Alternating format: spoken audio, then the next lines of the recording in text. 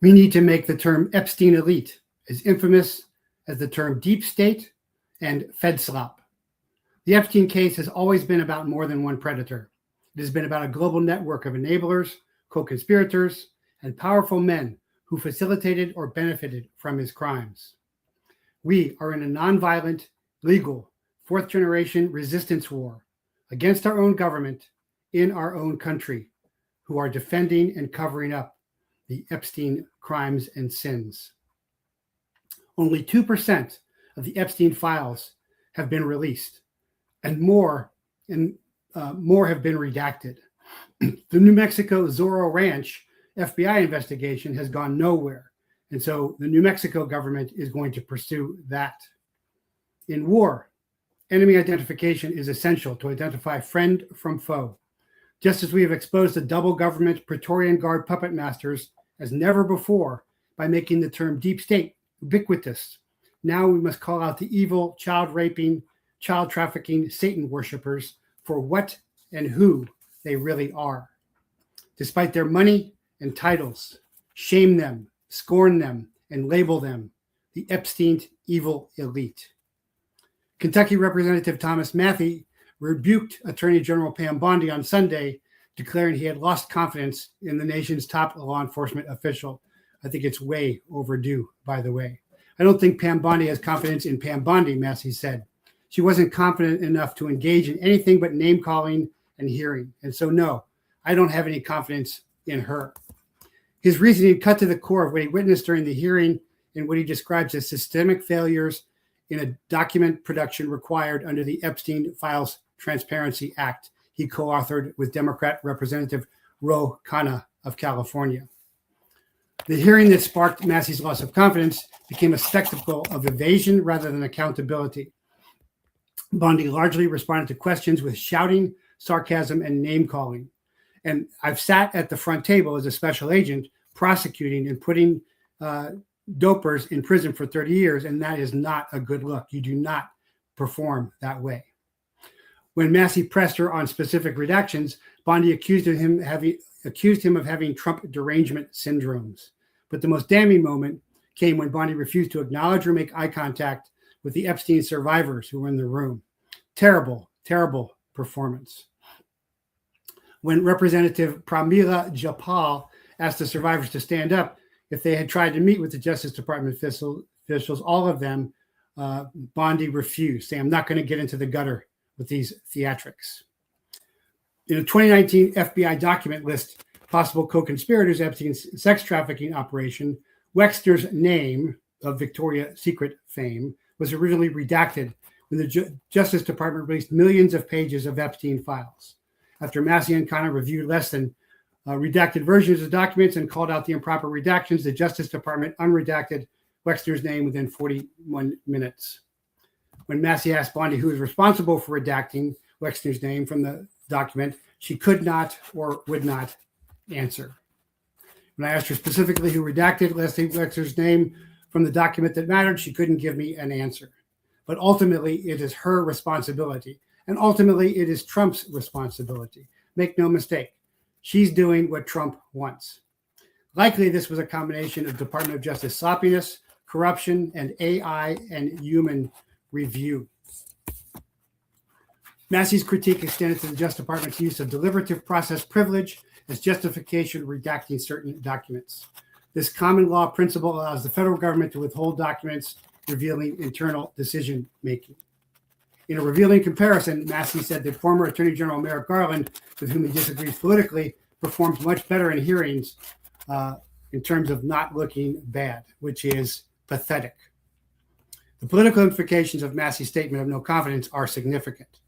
For a Republican congressman to publicly declare he has no confidence in a Republican Attorney General serving under a Republican president represents an extraordinary breach in party unity.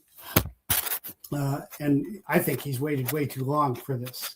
The survivors need to see some of their own FBI 302 reports. The FBI interview reports have not been released. But most importantly, what Epstein said was, this is about the Epstein class. And that's why we need to shame them and scorn them with the term Epstein evil elite. The people who are funding the attacks against Massey. They may or not be implicated, but they are certainly rubbing shoulders with the people who are in these files. Massey believes powerful interests are mobilizing to punish him politically. The controversy over Epstein files has already triggered resignations and intense scrutiny worldwide.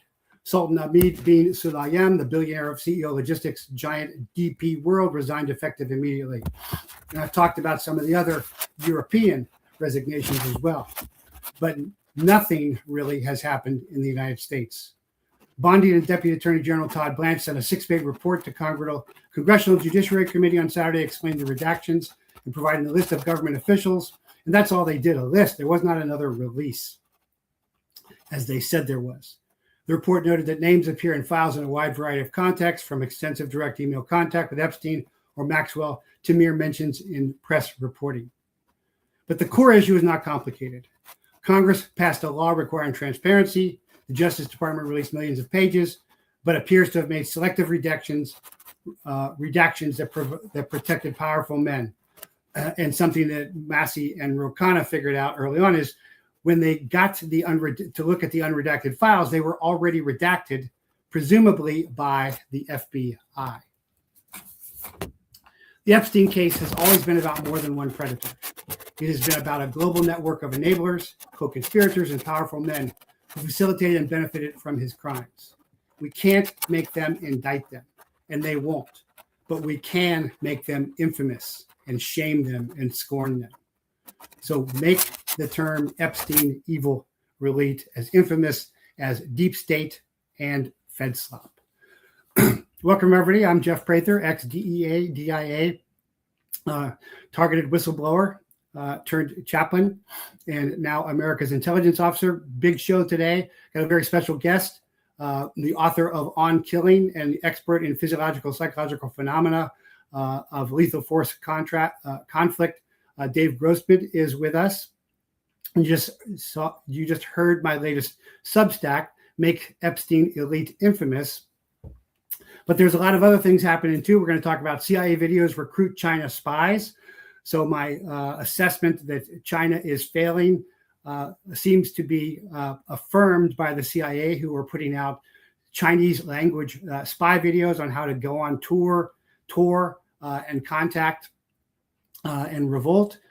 Tucker finally realizes that there is a global cabal. Iran Revolutionary Guard is cracking, and Apple buys Israeli pre-crime silent speech tech. So the CIA has released videos to recruit spies in China amid Xi's top brass purge.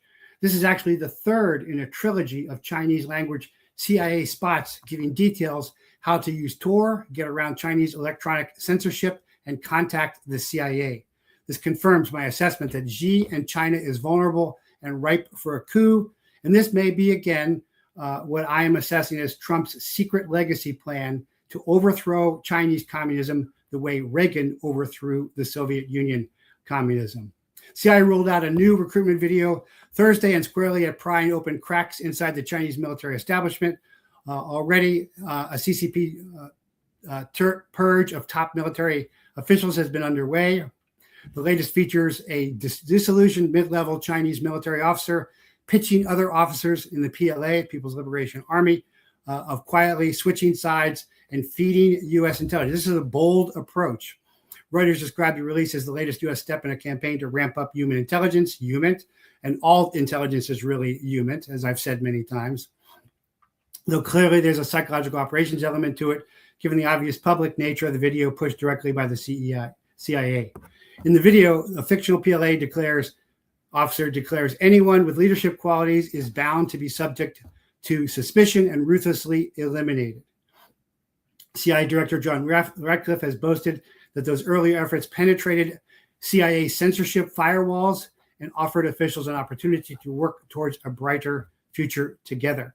Our past videos have reached millions of people and inspired new sources, an anonymous CIA official told Reuters.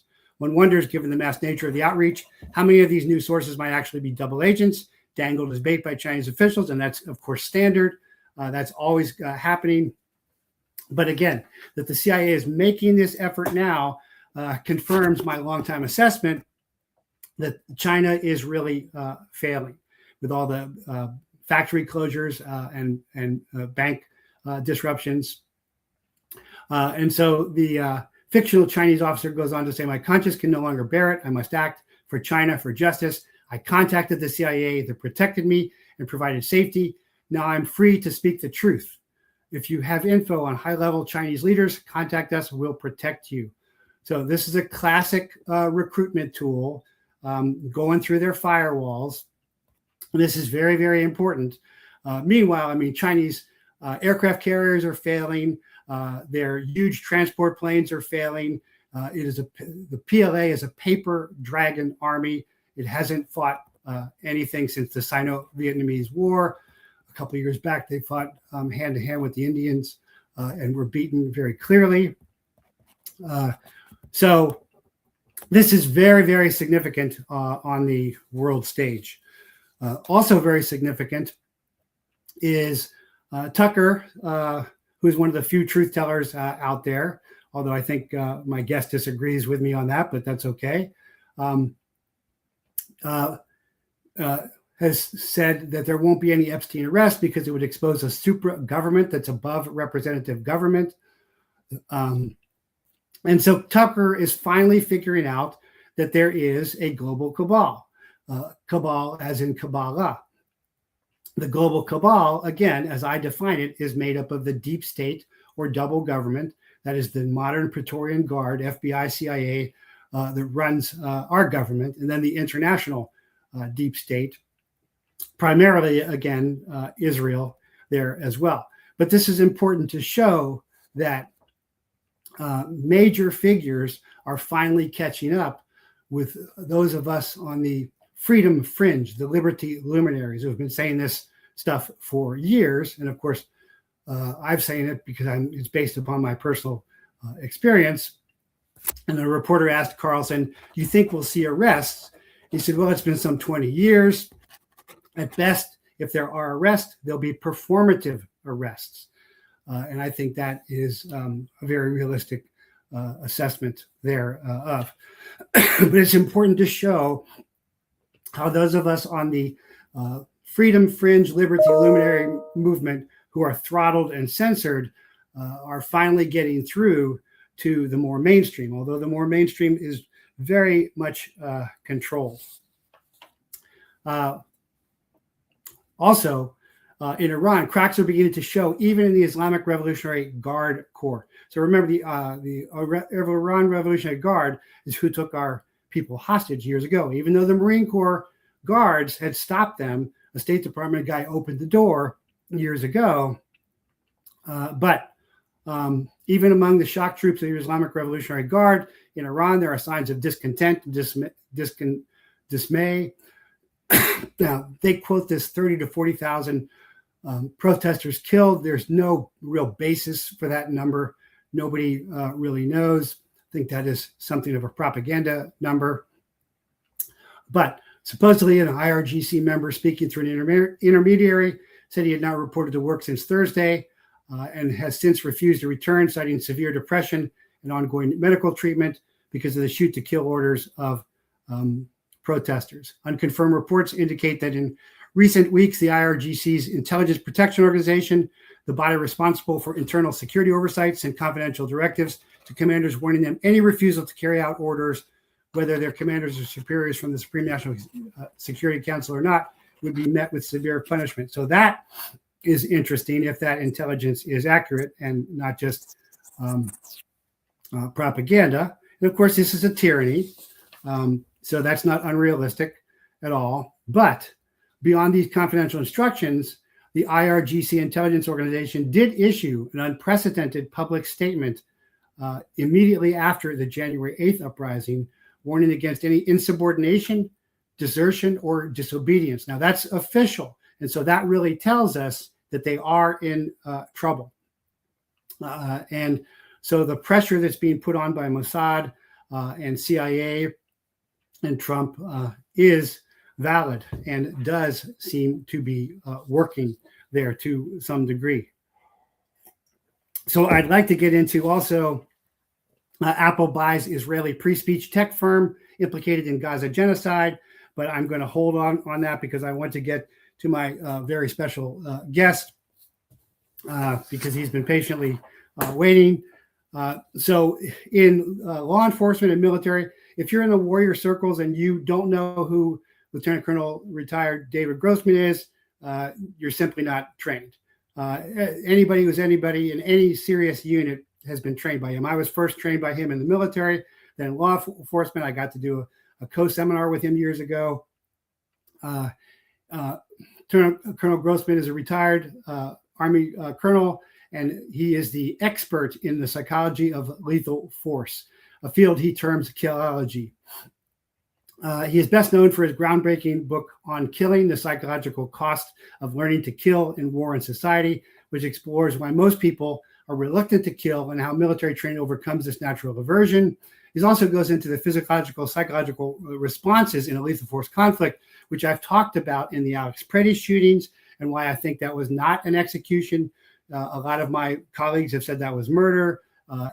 Certainly not. It wasn't murder because it was not premeditated. But I wanted to have him on because this is the expert in this.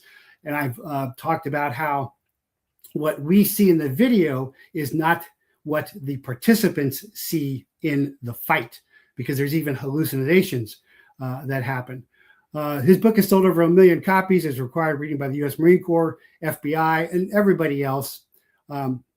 He followed it with On Combat, which details the psychological and physiological effects of deadly conflict. Is also required reading in military and law enforcement training. He's conducted seminars for everybody in military, law enforcement, and health professionals and school safety. He founded the Killology Research Group, which is rebranded Grossman on Truth. Now he serves as an expert witness in major court cases, including United States versus Timothy McVeigh, advised on crisis response after events like Jonesboro, Littleton, and Paducah school shootings. He's also authored many other books on mental resilience, marriage, spiritual combat. He's a New York Times best-selling author, and I just have learned so much from him over the years. He is such an expert on this that I first wanted to get him on to talk about what's happening in Minnesota with the federal agents. So, sir, welcome back to the Prather Point. I'm so honored to have you again. Hey, thanks, Jeffrey. Good to be here, buddy. Good to be on board. Hey, you know, you're doing some awesome work out there. What you're doing on China is just so good. Hey, let me throw in my 2 bits on Iran, because I think the potential is there for us to do to them what we did to former Yugoslavia or former Soviet Union. You know, put on your best Oprah Winfrey costume and say, Kurdistan, you get a nation. Waziristan, you get a nation. Luristan, Turkmenistan, Baluchistan, you get a nation.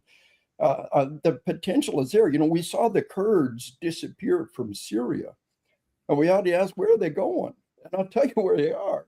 They're dead set, and most people don't understand. The Kurds have been like the Montagnards in Vietnam. Exactly. They have been perfect analogy. Yes. Kurdistan is basically a separate nation in northern Iraq, which is prosperous and thriving. And I'll bet you anything you want that they're just knee deep in the middle of Iran right now. That the Luristan, Baluchistan, all of the potential to break Iran down. Mark my words, I could be wrong, but we're about to see something very similar happen. And when the breakup of former Yugoslavia was done primarily from the air, you and I remember those days, you know, the Cold War, and something similar is brewing right now. And it's exciting times for people like you and I. And my hat's off to you on the work you're doing on China. You've really educated me. I've enjoyed sitting here listening to it. And I really love what you're talking about with the whole Prather case. Oh, thank you. You know, it's not murder.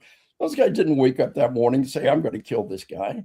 And that's the definition of murder, by the way. Yeah. Is they would have had to premeditated want to kill Preddy. Now, what I think happened there, well, first off, let's go back to finish with Iran for a second.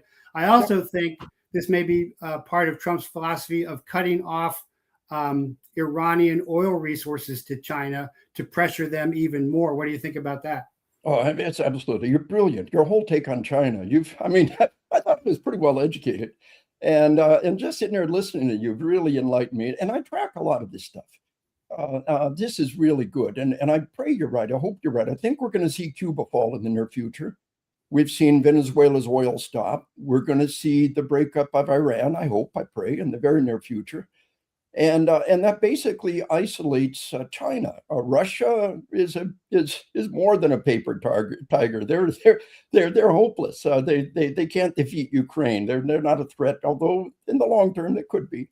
But China right now represents the dominant future threat, and I think your take on them is very helpful.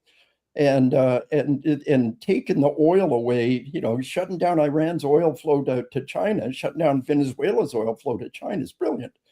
Although it was something very similar that set off Japan's attack on Pearl Harbor, in which we cut off Japan's oil supplies, and they found themselves backed into a corner. So these kind of things approached very carefully. I have a lot of confidence in our current administration, certainly so much better than what we had before. I think they're worthy of our support.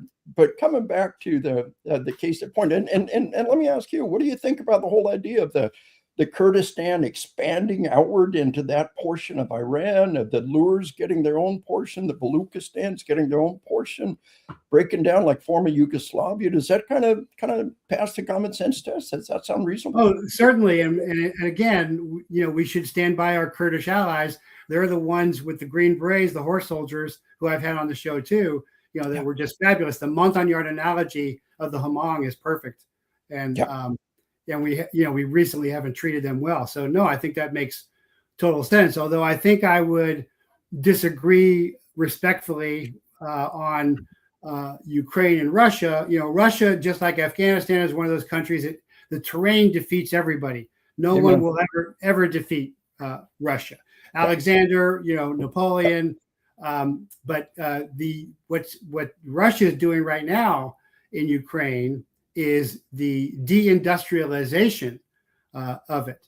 And this is something else I was going to talk about on this show too, is, I believe the CIA-run Maidan Color Revolution was the global cabal doing the first digital state, and that's failed completely because fifth-generation war has not worked against authentic third-generation warfare. But I don't know what you think about that. Well, remember you and I, again, we were Cold Warriors. I remember when they talked about bombing North Korea back into the Stone Age, and the comment was made, it's hard to do that when they're already there. Right. Yeah. We have to take into consideration the resiliency that's represented by the more primitive technologies, if you will. So we're in interesting times, and these are good times. A lot of good things are happening. But the distractions, the attempts to pull us away and to peel us away from supporting the current administration are so powerful. And I think we've got to dodge it at every opportunity and stay focused on the key things. The fall of Cuba, the fall of Venezuela, the fall of Iran. I think the dominant threat that lies before us is Islam, Islamism, and we've got a leadership that flat said that the DNI has said the dominant near and long-term threat to freedom around the globe is the Islamist threat. Europe is about to fall. Europe is probably. I tell friends, if you want to see Europe, do it now. The Olympics we just saw would be the last hurrah, because in the very near future, Europe is going to be a war zone. And I don't see how they're going to get out of the current situation without a war, and whether or not they'll win the war is going to be a hard one. They're fighting for their very existence against this immigration of a group of people who flat said, we're going to outbreed you and we're going to replace you. You and I kind of disagree a little bit on Tucker Carlson. I think he's Islam's Tokyo Rose. I feel like he's been bought by them, but I could be wrong. I was on his show back in the day. Good guy, nice guy in person.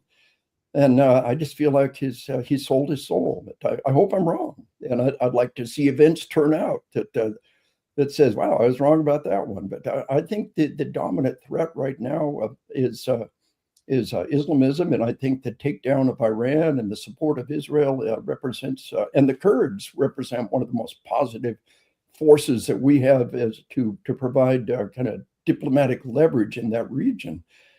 Exciting times, good times, and thank goodness that we're not sitting here talking about the Harris administration as opposed to the Trump administration and the great things we're seeing happening around the globe. No, I think that's a great point. Trump is disappointed on many things, but he is so much better than Pedo Joe and Harris. I probably don't say that enough. And we can come back to Islamification versus Zionization, which I'm happy to respectfully discuss you because I have so much respect for you, sir. Yeah. I've learned so much from you over the years. I owe you so much. But let's go back to the original issues where we saw HSI and U.S. Border Patrol agents and special agents and criminal investigators, which, for example, I was a DEA 1811 special agent criminal investigators. You got to have a college degree. It's a higher level of training where you get an 1801 Border Patrol agent, less training. Then you get to a DHS removal officer, and they've got like 40 days of something. And so they're all throwing in these task forces out there. And a lot of my colleagues were saying with the Preddy shooting, for example, that it was outright murder because he shoots him in the back. Well, I had a video years ago, and I used to teach this as a longtime primary firearms instructor, how you can actually shoot somebody legitimately in the back. It's not like the movies. There's too much movie. So I think my theory on this was the startle response with the whistles when they called gun, that heightened everybody too. And then as the one agent walked away with the SIG 320, which does have a history of negligent discharges, I think it somehow it goes off, whether he presses the trigger, whether the slide goes forward, and then that startle response activates the agent who shoots Preddy in the back. What say you about all that? I think it's brilliant. It's just the single best, most succinct analysis of the situation I think I've ever heard. Wow. What people don't understand is, and add in the factor of the cold. Most of the analysis don't even think about how much the cold completely throws everything out of whack. I've got friends of mine, we talk about this, and first off, we're in an age where you can create AI-generated video of anything. I've got a friend of mine, I told him, Trump never said to inject bleach in anybody's veins. And he said, I'm sitting here looking at a video right now. And I showed him a Google search. I showed him another search. Did Trump say inject bleach in the veins? Boom, boom, boom, boom, boom. No. I got a video that says otherwise, and he's sitting there believing the video, which is, seen by a small number of people inside your little echo chamber. So we got to zoom out and look at the big picture. And we've got to recognize the media dynamic of trying to latch onto everything and run with it. And we've got to do our best to get an independent assessment of the situation. We've got to understand what happens to a human being. And one of the first things to understand is the OODA loop, action-reaction dynamic. People think, well, somebody's got a gun on you. Well, I've got to give up. But you and I know that a reasonably trained person can draw and shoot. If they got a gun pointed at you, I can draw and shoot you before you can pull the trigger. Yep. And that's the action-reaction dynamic. And you go to shoot somebody, and by the time you're up and you've made the decision to fire, and by the time you're up and you pulled the trigger, by the time you're up and you pulled the trigger, they've already turned around. So that's your, shooting in the back type dynamic. Hey, let me introduce everybody to Charlie here. Charlie is my service dog. I'm in such good health. I'll be 70 in August, but my ears are shot out. And Charlie lets know the alarm goes off in the morning and lets me know somebody knocks on the door. And when we're driving, he's getting to where he'll let me know when the sirens go off, so I know to look for the lights. But if you see somebody pop up there, that's my Charlie here. But as we look at the dynamics of the situation, action, reaction, the cold, the specifics, nobody wanted to do that. Here's an angle. I was telling a friend of mine, look, if you want to go out and blow whistles and do these things, well, good for you. That's your right. If you want to protest, that's your right. If you want to get arrested, that's your right. But once you start fighting cops, then nothing good is going to happen. And whatever happens is pretty much on you. You know, the British says, "Oh, fair cop, gov, you got me. I'll come along peacefully." I mean, that's the right response. When you start fighting, nothing good is going to happen. Somebody's going to make a mistake. And yeah, the individual made the mistake, may pay a terrible price for it, but you're dead. And the only person on the planet who could have prevented that from happening was you. And whenever we look at any of these situations, once you start fighting cops, you have made a decision, and it's not going to turn out well. We had one guy at a traffic stop in Utah a while back, and the trooper, the cop making the traffic stop said, "Okay, whatever happens from this point on is on you. You've made the decision." And that's kind of a valid reflection of the situation. We got to have more of a fair cop, gov, you got me, I'll come along peacefully. This idea of actively fighting law enforcement, mistakes are going to happen. You got the cold, you've got the dynamics, and then let's get into the specifics. Tunnel vision, almost universally, people lose the ability to see anything but looking through a soda straw. One of the most common dynamics is after the first gunshot goes off is what's called auditory exclusion. When you know you're shooting, you know, hunters know this. I wrote the book, in one of my more recent books, you mentioned, you're very kind, you mentioned on killing. You know, I have 2 books on the Marine Corps Commandant's reading list, on combat and on killing. And I've added to that the book on hunting. You can't understand combat, you can't understand killing until you understand the role of hunting and who we are. And hunters will tell you, they pull the trigger and they don't hear the shot, and their ears don't ring. Now you are still getting hearing loss. The auditory nerve is shut out, but the inner ear is still being hammered. Where hearing loss when you hunt, well, you'd be a deaf old geese like me, and you'll need your dog to get in your face and wake you up in the morning. But hunters all know we don't hear the shot. That's called auditory exclusion, and it only happens when you're killing. And whether you're killing game, it never happens on the range. You can't trick the hindbrain, the midbrain there, that is wired for hunting. You know, if we as a species existed for 24 hours, up until the last 12 minutes, all we did was hunt. It's what we're wired to do. It's what we're designed to do. And so you understand, tunnel vision sets in, auditory exclusion kicks in. You tune out your own roar, so you're not daunted by your own sound. We've got this whole dynamic of memory gaps. Half of all trained seasoned cops walk away from an incident with gaps in their memories. And 1 out of 5, little over 1 out of 5 trained seasoned cops, as you mentioned earlier, walk away from a deadly force incident with memory distortions. They just flat remembered something that did not happen.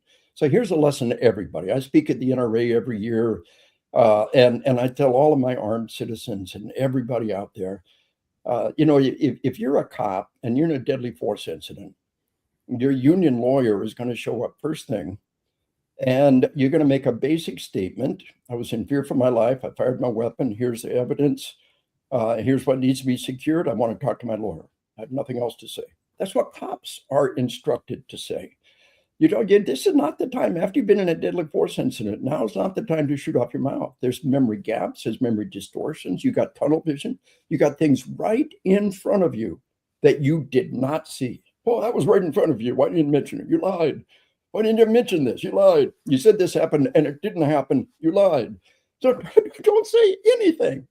That's the DEA firearms policy, because we used to get in so many shootings, was not to even say anything for the first 24 hours, because you're going to say I fired 3 rounds when you fired 3 magazines, typically as well. And by the way, for the audience, OODA loop is observe, orient, decide, act, fighter pilot origination.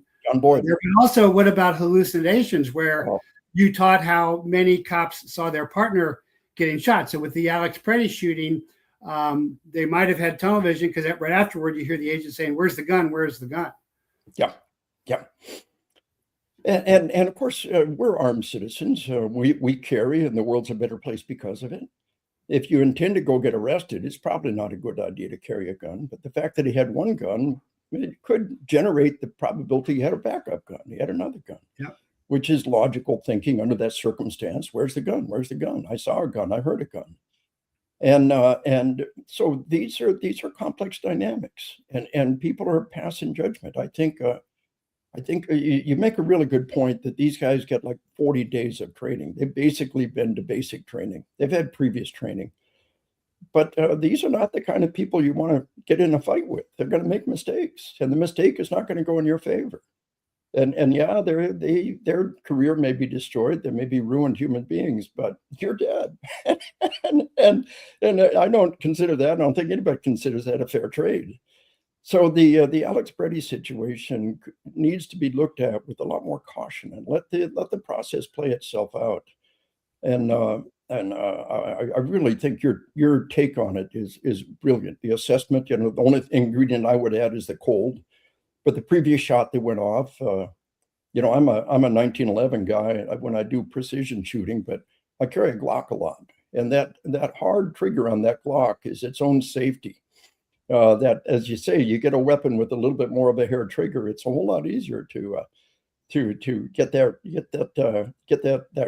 shot accidentally. And so there's a lot of complex factors to be brought into play before we turn around and start passing judgment, and recognize how very much the media wants to spin this against the current administration, and fight that with all our might every step of the way, I think.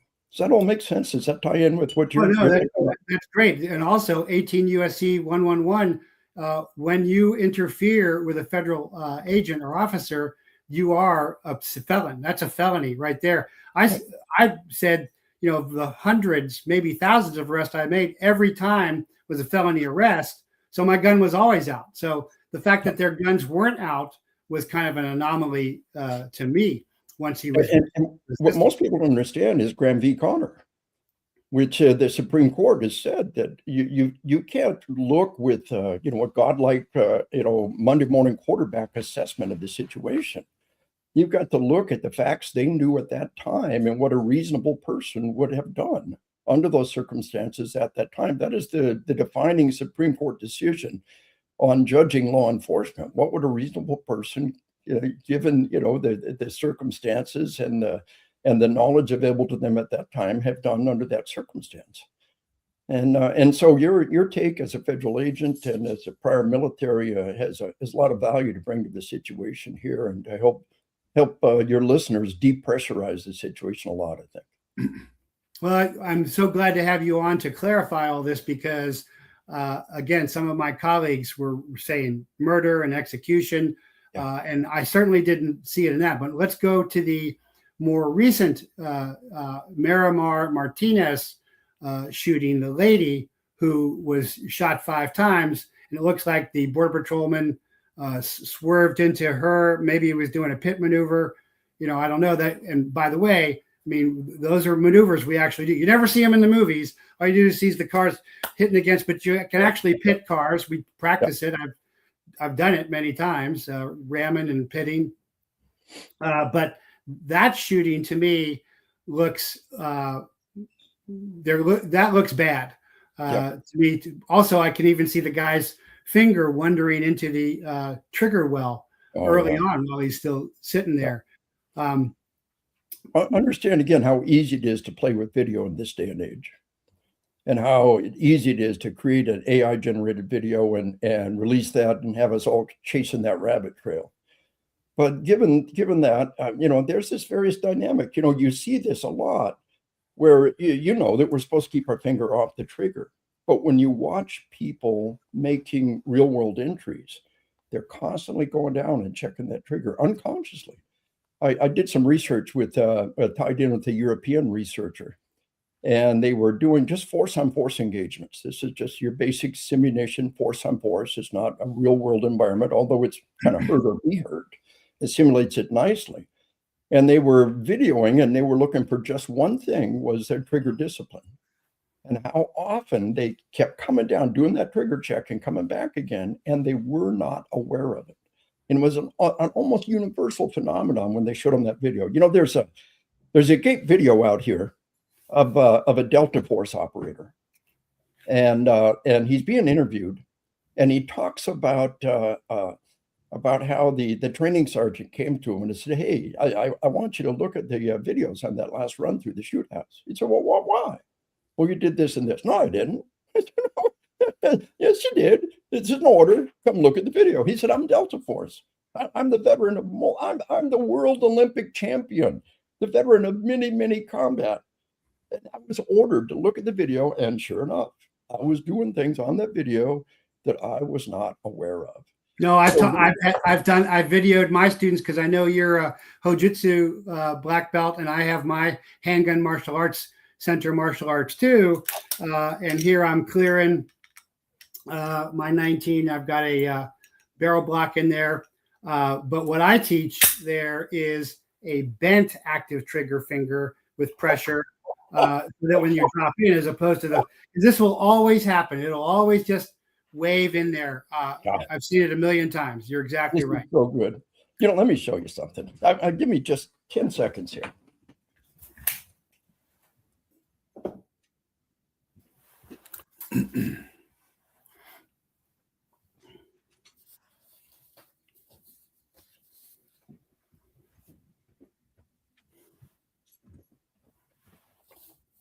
What?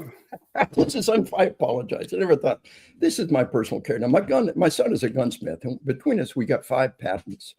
This is the only Glock on the planet with wood grips. Glocks are just butt ugly guns, but I love this. And he made this for me.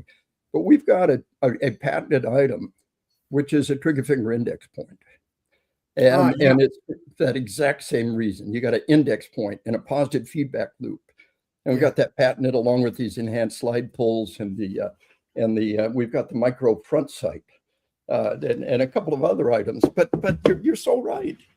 And you got to have that positive feedback loop. We actually patented a device to do that, to have an actual shelf and a feedback loop that's built into it for that very reason. Great minds. Wow, that's something that DOJ should adopt.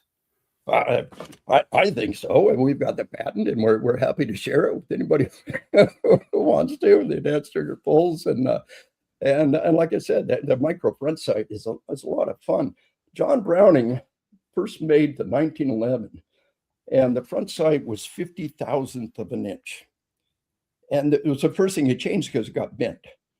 We got a great big honking thick front sight, not because we need it. But think of a rifle sight. A rifle sight's a little bitty thing, and you got no problem centering it up. We got that big old thick sucker up front because it gets bent. And so we've got this white line in the middle of the sight. We've got that patented, a micro front sight, a sight within a sight, this little thin line. And when you focus on that, you get front sight focus. And of course, everybody's listening and saying, "Oh, these two gun geeks getting all carried away here." But it's a lot of fun to talk about those kind of things. And you're so right. Keep that finger keep that finger bent, that straight finger. It's so easy to just slip back down there, as opposed to having that more positive feedback dynamic on that. You're doing such good stuff, Jeffrey. It's a lot of fun. Yes, sir. I'm just amazed. Thank you so much for your compliments there. But let's go to Iran and Israel, because I think we disagree there. Islamification of America is certainly a threat. Islamification of Europe it's done. It's finished. But I'm very concerned about the Zionization of America, making Israel first as opposed to making America first, and the big control that Israel and Mossad, because Jeffrey Epstein, Ghislaine Maxwell, I think, was running Epstein for Mossad. And I think that my theory is because Trump hesitated on attacking Iran again, he was exposed more in the Epstein files through Mossad connections in there as well. But I think Trump's biding his time, Jeffrey. I think they're getting a second aircraft carrier on site. They're shifting a lot more aircraft. And he's playing these guys like a fish, and he's biding his time. He's moving the Kurds into position. He's motivating. I think he's got the Luristan and Baluchistan. I think they're getting these guys into position. And it's very much like, again, the fall of the former Yugoslavia, the fall of the former Soviet Union. It didn't happen overnight. So he's biding his time, and I don't think he's wise to take action until the second aircraft carrier goes. All these things are possibilities, and nothing should be rejected out of hand, but I think they're distant possibilities. And I shouldn't get, I would just take that as a remote possibility. I think a greater probability is that they're biding their time. They're waiting to get that second aircraft carrier. We know right now, the reports are in the news that we're shifting a lot of aircraft around from bases in England and across America. We don't know where to. We're doing a lot of cool things. You know, my grandson was an Intel E4 during the 12-day war in Jordan. So I'm proud of my little grandson. He's a smart kid. He went Intel instead of his uncle, who was special forces, or his grandpa, who was a Ranger infantry dude. But he was there in the middle of that. And there's some kids right there in the middle of it right now. Some E4, you know, making decisions and making us proud. Some young captain assuming responsibility. And I think the clock is ticking on Iran. I pray, I hope. And the president is waiting for the fullness of time. You know, he's not doing any of these major actions before everything's ready. The Venezuela operation was so brilliantly executed, and it could have gone wrong, and it could have been a disaster. And yet some good things are happening there. So I give them the benefit of their doubt right now. And those are interesting hypotheses. But I personally would say probably not. So one thing I was very confused about all the C-17s is they're going over empty. So I guess that's good, because that means it's not American boots on the ground. I guess that's about moving Israeli troops or something, or maybe moving Kurdish troops, or maybe some Iraqi troops. You know, the Kurds shifting resources, and then again the report that they're empty.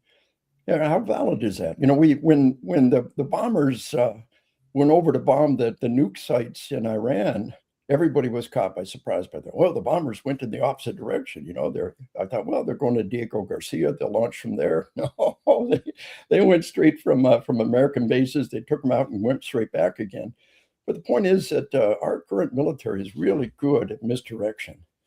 And even the very statement that the C-17s are emptier is worthy of saying maybe that's accurate. It's probably accurate, pretty good information, but take it all with a great big grain of salt, and recognize how very good they are at OPSEC, and how very good the current administration and the Department of War, which I think is a pretty cool and effective change. The Department of War is at keeping things. You know, Iran was totally surprised by the 12-day war and the bombing, and Venezuela was certainly caught by surprise.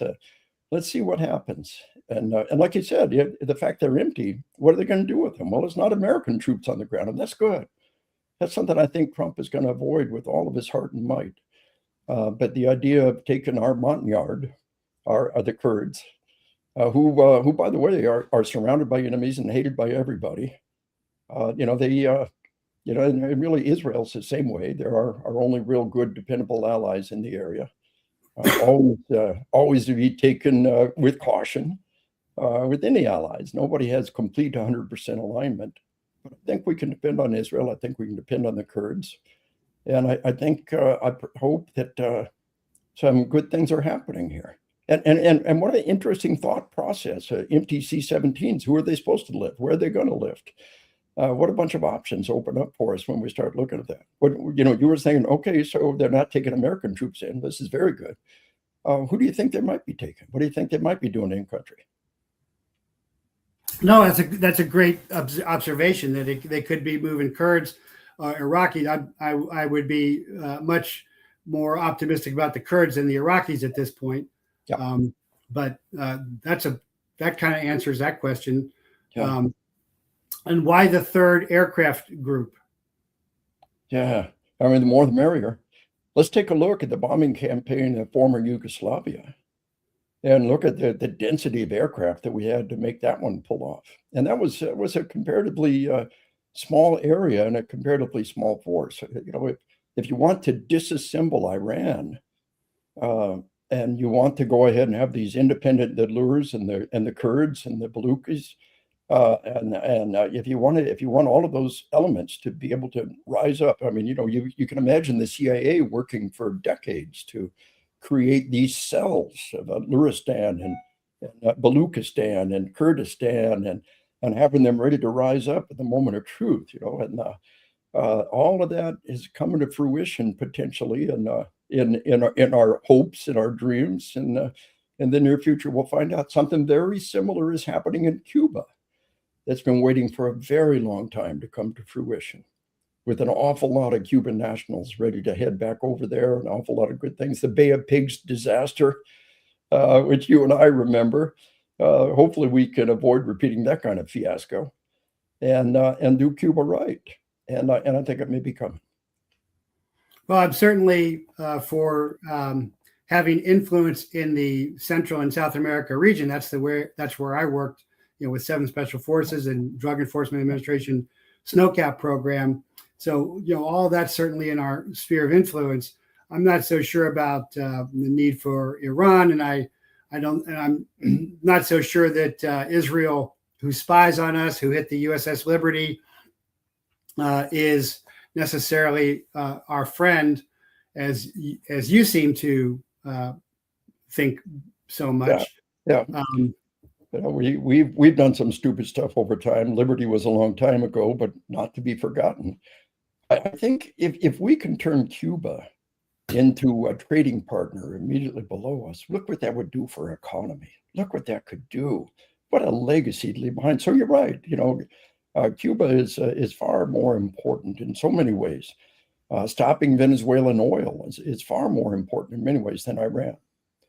But Iran and the Islamist threat is legitimate. It is the dominant. I agree with our DNI.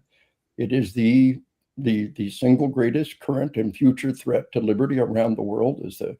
We've got to recognize that the Islamism is a political belief. It's like communism. It's not about race. It's not about religion. It's about a political system. Islamism. And we got to fight that political system in the same way that we fought communism, and that's where Iran plays into the situation, and this major destabilizing force within that part of the world. What a coup it would be to be able to do to them what we did to former Yugoslavia, if it may be so, if it's in the cards. Because we're live, someone in the audience is asking if you have spend any time with Trump or the Trump administration, or even more importantly, anybody consulting you in the DOJ on use of force and everything? No. You know, during the Biden administration, we got word. Some you may not know this, but we got word indirectly. You know, this whole thing about the warrior cops. You know, these evil warrior cops are being trained to be warriors, and I hold up the photograph of the police chief and the school resource officer at Uvalde, and in prison orange, facing multiple felonies because they didn't go in.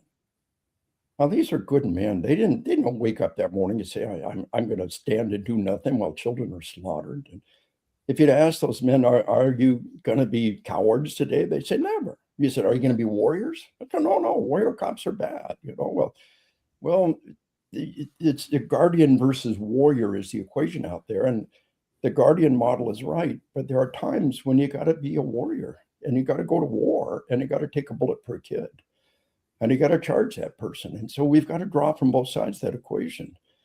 But there was a time, and I got this indirectly during the Biden administration and follow on from the Obama administration, that almost every single one of the major law enforcement trainers, Caliber Press, Street Survival, Force Science, and Grossman, were all blacklisted.